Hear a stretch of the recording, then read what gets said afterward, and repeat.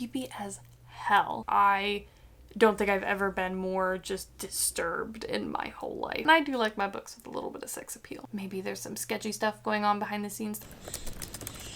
Hi everyone, I'm Madeline James, and today I'm going to be reviewing Rebel's Creed, the second novella in the Lawful Times trilogy by Daniel Green, which comes out really soon, October 29. I'm hoping to start a series of fantasy sci-fi reviews like this where we really dig into the world building because that's my favorite. Before we get started, I do want to mention that Daniel did send me an advanced reader copy of Rebel's Creed so that I could do this review.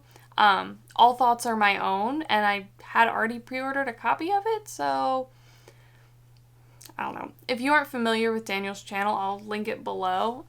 You probably are, but let's get started. So Daniel has mentioned that this trilogy of novellas is supposed to be sort of like a prequel for a bigger, I guess, regular length series of novels that he's going to write later. So we're really looking for the setup of this world, the history, the conflicts, and I think maybe some of the people that are going to be characters later on.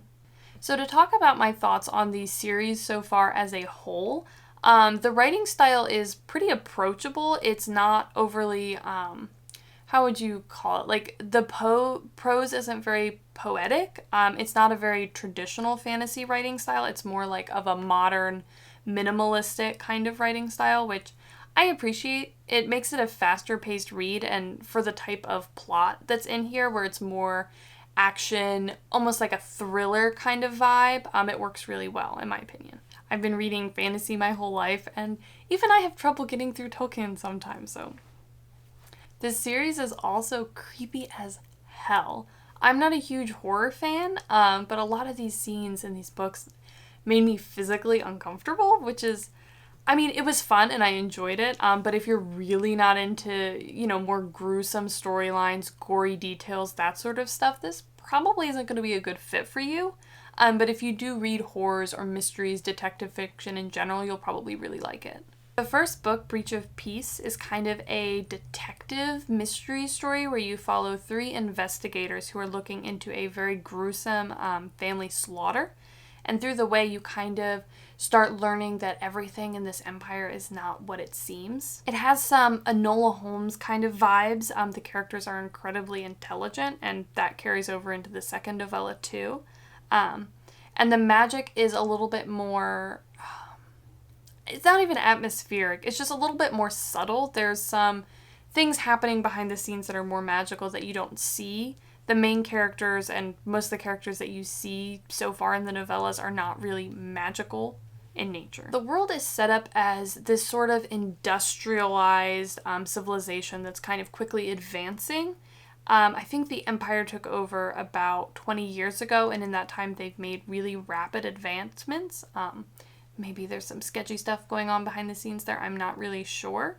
One of the things I really love about this series is that you can feel that the world is in transition. You can feel that there's a lot of history and past that's going on there, and it's not just you plopped in the world and then the timeline started then. You really get this feel that there used to be other things going on, that there's this history of war and struggle before the Almighty and the Empire in general took over.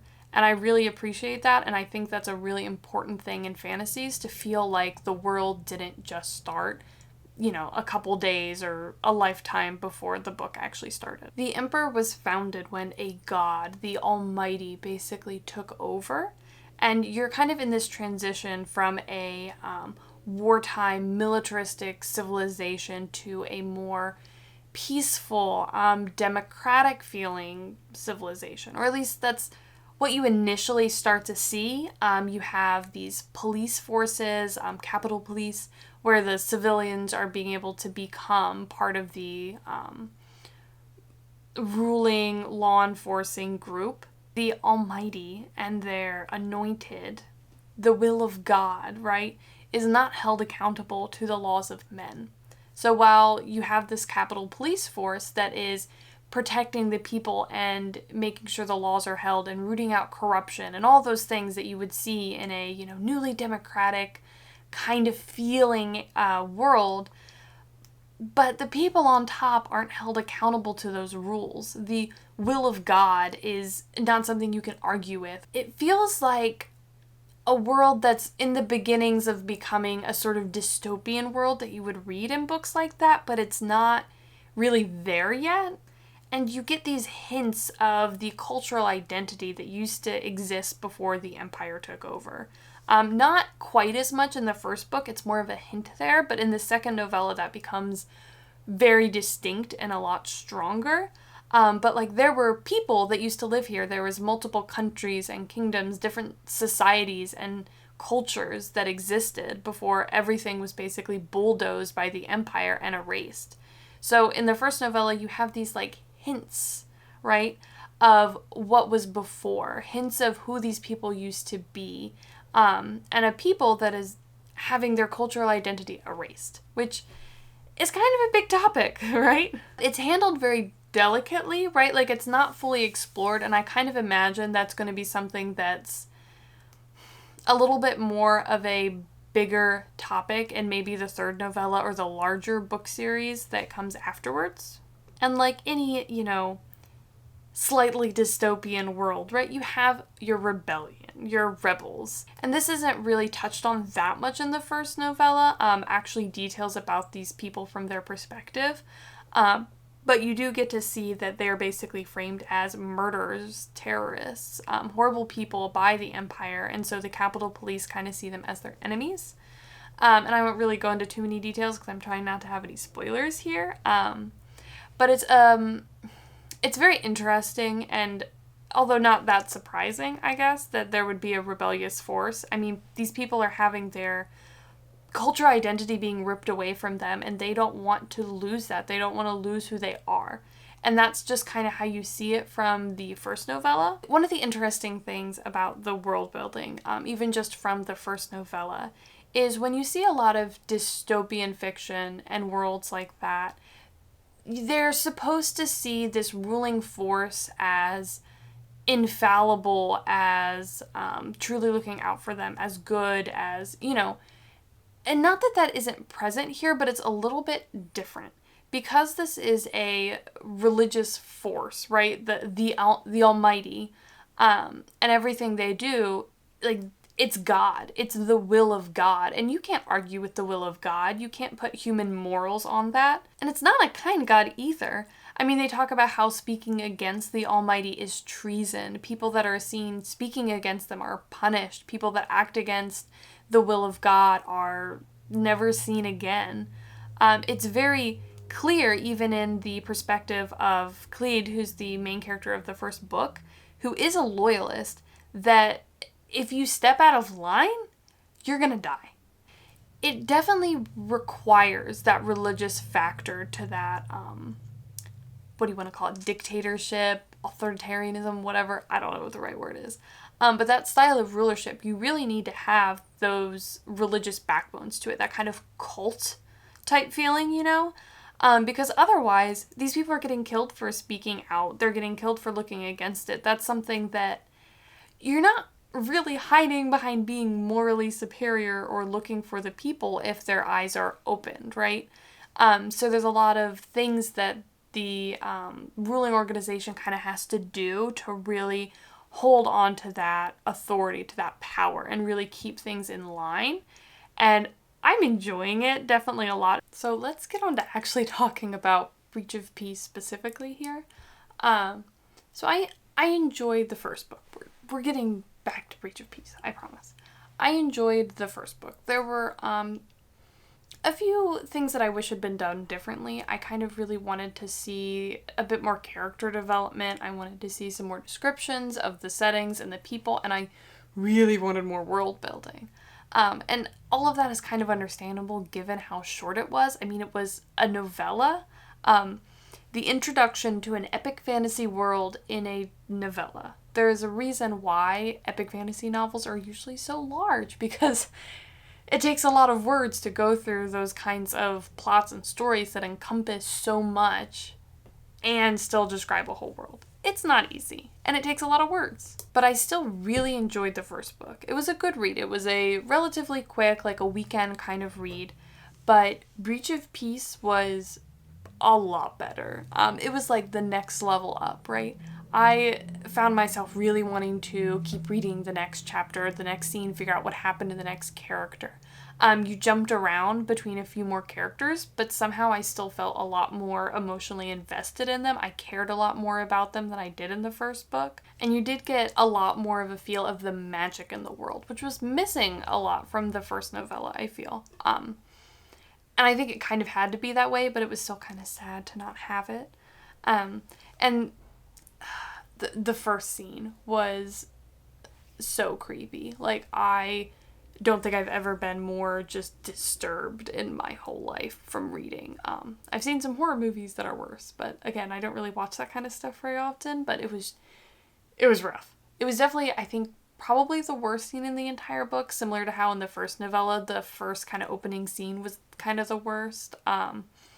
But you still kind of had those kind of creepy vibes. You got to learn a lot more about the Anointed, about, you know, whatever creepy magical experiments they're doing on people. I won't give any of that away. But I remember reading in the first novella, there's like one scene where you got this hint of it, right? Where Khalid vomits and she sees worms in it. And I remember just being like, you know, no. And then they just kind of moved on and it wasn't really mentioned again, right?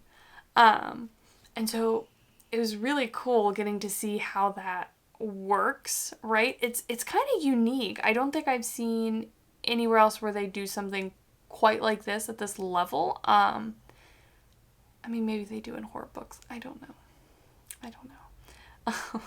But one of the other things that you get to see, and this is pretty common as you sort of progress further into a sort of epic fantasy world, is the world gets bigger. You learn more about things beyond the sort of smaller scale area of the first book. And this is good to do, I feel, craft-wise, because, like, if you were to throw the entirety of an epic fantasy world and shove it down the reader's throat in the first book, or, you know, novella, even worse, that would be incredibly overwhelming. People would probably not like it. It's a slightly more maybe traditional approach, and it does require a lot of just info dumping, because you just have to go through this history and these worlds and these people and this society and just drop it all because it's the only way to get through it fast enough.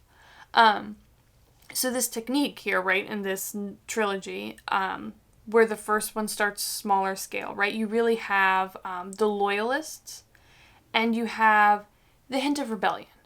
And you really only have the Empire with a hint of what came before. But you don't really talk about what's outside of the Empire. You don't really talk about anyone other than the loyalists, other than in a very vague capacity. But in the second novella, and I won't get too specific here again, I'm avoiding spoilers, that world gets a lot bigger. You get to see, you know, what's outside of the Empire, what is the sort of political situation going on there. You get to learn more about the specifics of the people that used to live there, like who actually are these people that the Empire have taken over, and why are they different from each other? Like, who really were they, or are they? You get this concept of like second generation people that are, you know, basically can't remember their people's identity. And are dealing with those sorts of challenges, and like just all these more complicated things that involve a lot larger world building kind of come into play. And I always really like that. I like to see this world get bigger and the stakes get higher with every book, and that's something I feel like you really tend to see in epic stories in general. I think sci-fi too, right? Like more epic world sci-fis. So not only was the world building like just much better in the second book because you actually got time to go into it, but I think the maybe not the writing style, but I mean the writing in general, I mean this is the sophomore novel, right? It's a lot better quality. Not that the first book was bad quality, but you can tell a noticeable improvement. Like the pacing was better, like things left me wanting more and kind of on the edge of my seat, where I really felt in the first novella, especially the first half, was like really kind of slow. And you do have a little bit of slowness at the beginning of the first novella, but like by the time you're 15-20% of the way in, it like was really starting to kind of pick up pace a lot. And you also have a lot more interesting dynamics. And, you know, I think with the story this made sense, but like there wasn't a lot of there wasn't a lot of sex appeal, I guess, on the first book, if you want to say that. And I do like my books with a little bit of sex appeal. But you have, a married couple and their, friend who is, or, the other investigator who is sort of maybe asexual, I guess. Like, there really wasn't anything like, any sexual tension there, any like, anything like that. But there's definitely a little bit of sex appeal in the second book, a little bit of romance, a little bit of like, yes, people have inappropriate body parts. But I really enjoyed that, and I thought it really added a lot to the book because the story is dark, right? It's definitely not grimdark, like nowhere close to that. But it's darker. It's a little grittier. It's just there's a lot of horrible things that happen to people, a lot of suffering, a lot of hardship. So having that be kind of balanced with something a little bit lighter, like a little bit of romance, it really helped balance it. And I'm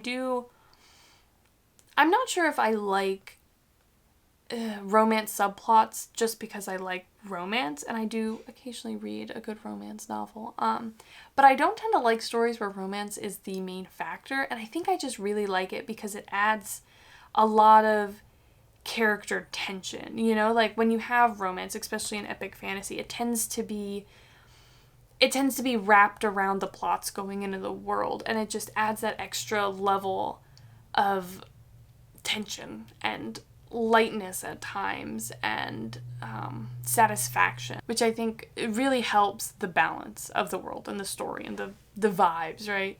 So another thing about this world, it is, I think, supposed to be an epic fantasy world. There's like a touch of sci-fi because it's more modern, but I think you really are seeing right now a lot of medieval European kind of fantasy worlds, and I see all over the place that people are kind of tired of this, but then again, at the same time, people kind of love it. And I don't know. It's really nice to see something a little bit more modern and a little bit different, right? So in the Lawful Times world, it's industrial sort of timeline where you're starting to get guns, you're starting to get electricity, that sort of a thing.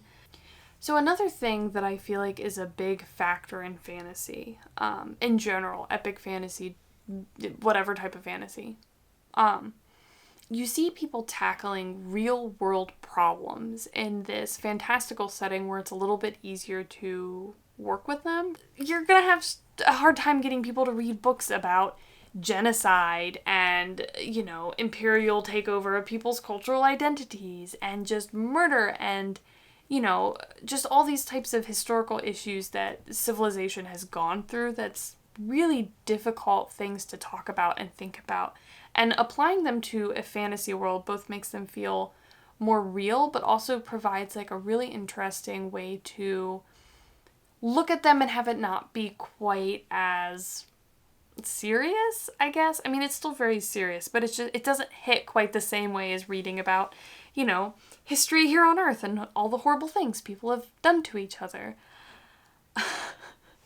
But I thought for a novella, the Lawful Times trilogy really got into some really more complicated issues here. And I like not having, fantasy after fantasy novel where you have the same kind of cookie cutter characters fighting the same cookie cutter bad guy in the same kind of cookie cutter world. This kind of didn't completely like throw all that out the door, but it did enough different that it felt interesting and refreshing. And so I definitely liked that part of it. So, right, the first novella more so dealt with introducing the capital city and the loyalists and the Capitol Police. And then the second novella, you really start to get into this rebel force. You start to get into the empire outside of the capital city. And I think the third novella is going to bring us outside of the empire. And I'm really excited for that. I think it's going to be really interesting to see a hint of what this world without the empire looks like. Because even though we get a lot of that in the second novella, it's still all tainted and covered by, the Almighty. I keep wanting to say Almighty. It's fine. But I'm really excited to see that. And so if we're going back to this novella trilogy being the prequel to a larger fantasy series, it kind of is really making me think about, like, what is this world going to look like as the setup for that book series? Because I feel like the place the arc is leading, right? Either the third novella is going to end with them sort of making a big blow against the Almighty and kind of putting a dent in their control over the people, right? Or maybe keeping them from, expanding, continuing their global conquest. But it could also be sort of like the story of how the Empire took over the entire world, right? And maybe the actual fantasy series starts in more of a dystopian era where they've completely squashed all the cultures that used to be there before, where they've just completely, brainwashed everyone into thinking that, they're in the right, I guess. So it'll be interesting to see kind of which direction it takes and what kind of world it's setting up for the larger series. But I really enjoyed it, and I'm really interested to see what happens with the characters, and sort of based off the progression of the trilogy, I'm expecting there to be some new characters introduced in the third book, and I think that's going to be really interesting. And I also think that Daniel has really improved a lot as a writer between the two novellas, so I'm anticipating the third one to be even better. And this also just makes me happy about the series as a whole, because I think once he's kind of gotten through these trilogies, and he's said that, I think in some of his videos, that it's been almost like an exercise for learning and figuring out the publishing process and like just going through it, right? So that he's setting himself up and setting his readers and fans up for this, great epic fantasy series. So Breach of Peace does come out October 29th, which is 6 days from when I'm filming this. And I definitely recommend pre-ordering. I really enjoyed it. If you like more horror, if you like, detective sort of fiction with some mystery, a little bit darker stuff, a fantasy that is a little bit more approachable, where the magic isn't maybe quite as overpowering, I think it'll be a really good fit for you. And if you have read Breach of Peace and it wasn't like quite what you really wanted, I would still give Rebels Creed a try, because it really does just grow. And I think that I was maybe like, 73% on board with Breach of Peace, but I'm more like upper 80s, lower 90s now with Rebels Creed, and I think as the world gets even bigger, I'm going to be really into this world in the third novella, so I definitely recommend it. And if you enjoyed this kind of rambly review and world building discussion of the Lawful Times world and want to see me do more of these in the future, where I sort of talk about, the books from more of a world building perspective, let me know in the comments below. But if you liked it, let me know. Like, subscribe, whatever. I'll see you next time.